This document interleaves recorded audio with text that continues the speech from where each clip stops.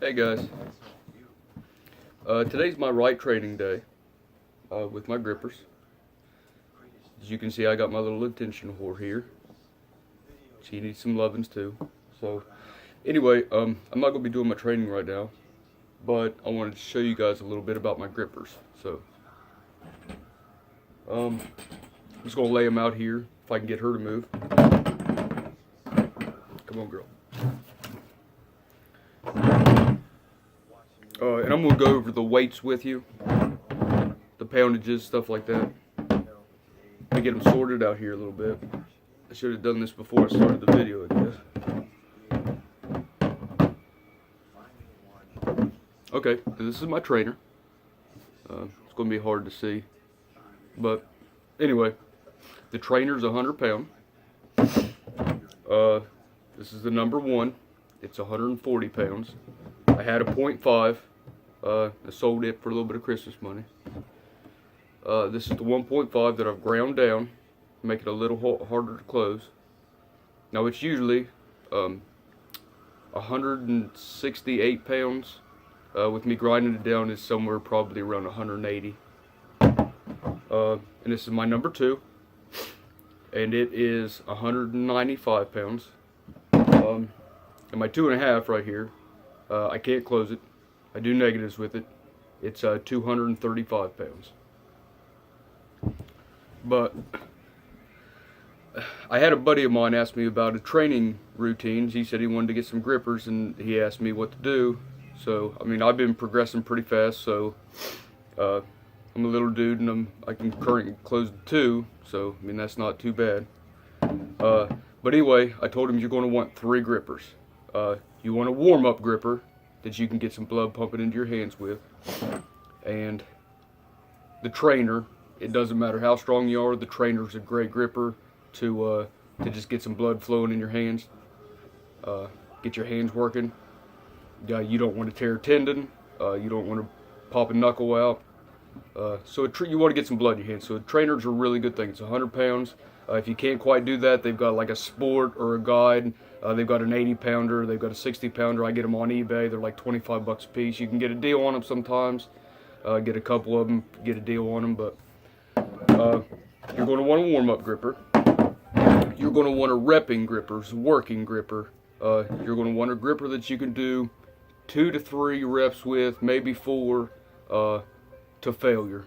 If you can do 5 or 6 reps with it, you kind of need a little bit heavier one.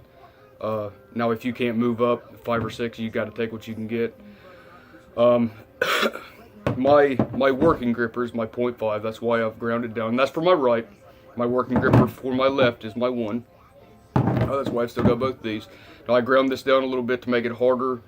There's nothing in between the 0.5 and the 2 for me, so I need a working gripper, and this was it. So, and then you'll need your third gripper. I told you need 3. You're going to need a gold gripper, which is a gripper that you can't quite close, or a gripper that you can only close for maybe 1 rep max. And for me, that's the 2. Now I've been using the 2.5 for negatives. And if you watch some of my other videos, I'll show you what one of the negatives was. I did a negative with my 2.5 with my right, I think. But the routine that I use, like I said, I'll warm up. I'll do probably 5 or 10 reps, couple sets with the trainer just to get blood flow.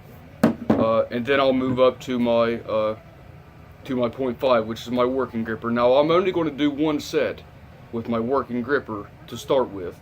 I'll do probably 2, 3, whatever I can get with this, and then I'm going to wait 2 to 3 minutes to get some of my strength back, and then I'll hit my gold gripper after I've got my strength back.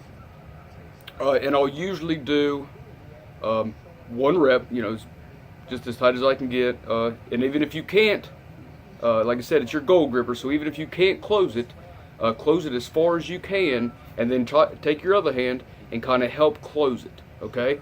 And then release your other hand and just kind of hold it as best as you can.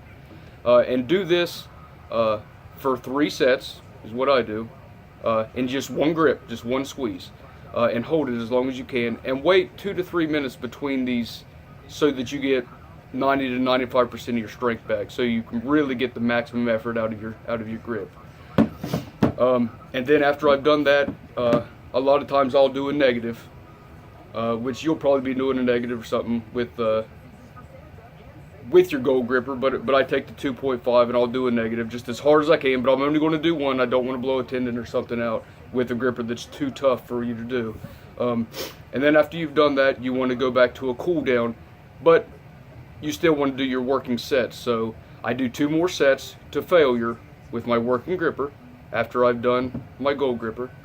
And like I said, you can only, this one you should only be able to do 3, 4, maybe 5 reps with it. Do 2 more sets to failure. And by to failure, I mean when you squeeze it and give it everything you've got, when you can't close it anymore, try to close it just as tight as you can, and then use your other hand and finish it off, okay? And then hold it. And do 2 more sets of those.